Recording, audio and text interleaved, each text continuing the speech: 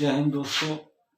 आइए आज हम लोग 12 बोर्ड 2023 केमिस्ट्री विषय से कुछ बोर्ड मॉडल प्रश्नों को किस तरह से हल किया जाएगा और इसको आसानी से एक ट्रिक्स के माध्यम से कैसे इसको ध्यान में रखा जाएगा, उसी के बारे में हम कुछ बोर्ड मॉडल प्रश्नों को यहाँ पर लिखकर उसको आसान भाषाओं में समझने का प्रयास करते हैं। आप लोग इसको ध्यान से सुनेंगे तो ऐसे तो हम अपने ऑफलाइन क्लास में सभी प्रश्नों के PDF नोट्स सभी बच्चों तक पहुंचा दिया है।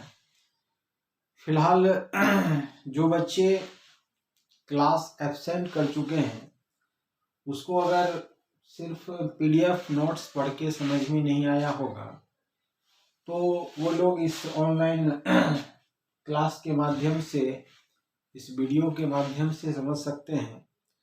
तो उसी के लिए हमें एक स्टूडेंट के ग्रुप के द्वारा विशेष आग्रह किया गया कि सर कुछ इस पर वीडियो बनाकर हम लोगों तक पहुंचाने का काम करें, क्योंकि हमारा क्लास बहुत छूट गया है। इसीलिए हमको यहाँ पर इस तरह की क्लास की व्यवस्था करनी पड़ी। तो ध्यान से इसको आप सुनेंगे कि हमारा प्रश्न ये है कि नाइट्रोजन का आयनन विभव ऑक्सीजन से अधिक होता है क्यों। तो यहाँ पर सबसे पहले हमको ये पता होनी चाहिए कि ये जो आयनन विभव है ये क्या होता है। तो यह जो आयनन विभव है इसको सामान्य शब्दों में ये इस तरह समझा जा सकता है कि परमाणु के अंदर से इलेक्ट्रॉन को निकालने के लिए जो आवश्यक ऊर्जा लगती है, यानी कि इलेक्ट्रॉन को निकालने में, इलेक्ट्रॉन को परमाणु के अंदर से खींचने में जो ताकत लगता है, जो पावर लगता है, उसी को यहाँ पर आयनन विभव केमिस्ट्री की भाषा में कहा जाता है। सीधा मतलब ये हुआ। तो कह रहा है प्रश्न कि नाइट्रोजन का आयनन विभव ऑक्सीजन से अधिक होता है, ऐसा क्यों होता है। तो इसका जो मुख्य कारण है, इसके कारण को समझने के लिए सबसे पहले हम क्या करते हैं, नाइट्रोजन और ऑक्सीजन का इलेक्ट्रॉनिक विन्यास बनाते हैं। नाइट्रोजन की परमाणु संख्या 7, 1s2 2s2 2p3। ऑक्सीजन का परमाणु संख्या 8 होता है,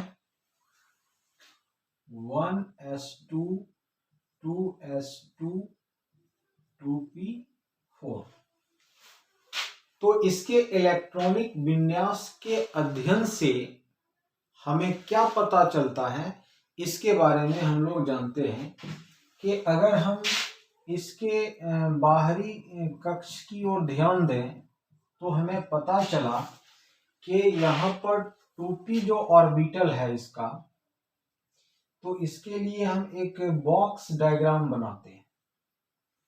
चूंकि यहाँ पर 2p3 है, यानी कि p ऑर्बिटल है, तो p ऑर्बिटल संख्या में 3 होते हैं और इसलिए इसके लिए हमने 3 बॉक्स बनाया है, 3 बक्सा बनाया है और इसमें कुल 3 इलेक्ट्रॉन हैं। तो पहले हम एक एक करके इलेक्ट्रॉन को भरते हैं, जो हुंड रूल से हम लोग पहले से सीखे हैं। तो इस तरह से हमने एक एक इलेक्ट्रॉन को भर दिया। ठीक उसी प्रकार से ऑक्सीजन के इलेक्ट्रॉनिक विन्यास से हम इसका फिर बॉक्स डायग्राम खींचते हैं। यहाँ हमने लिखा है 2p4 और इसके लिए भी 3 बक्सा हम बनाते हैं।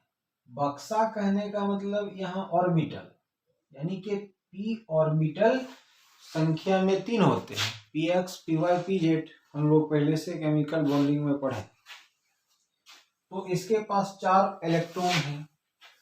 पहले एक एक करके इलेक्ट्रॉन हमने भरा, 1 2 3, फिर यहाँ रिटर्न होंगे 4।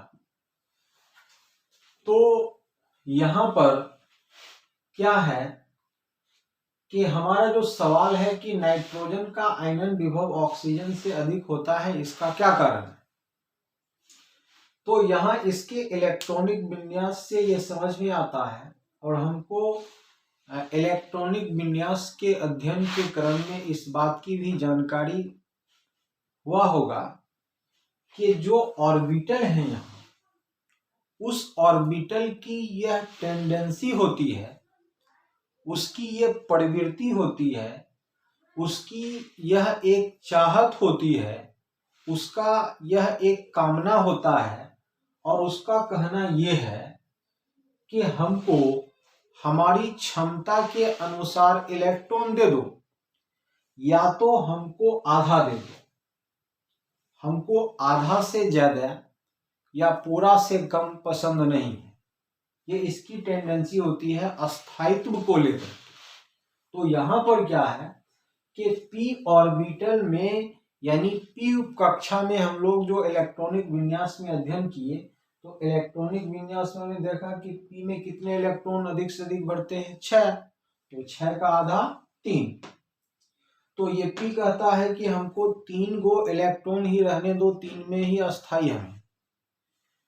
तो यहां पर नाइट्रोजन के पी उपकक्षा में 3 इलेक्ट्रॉन है। इसका मतलब क्या है कि नाइट्रोजन यहां स्थिर है।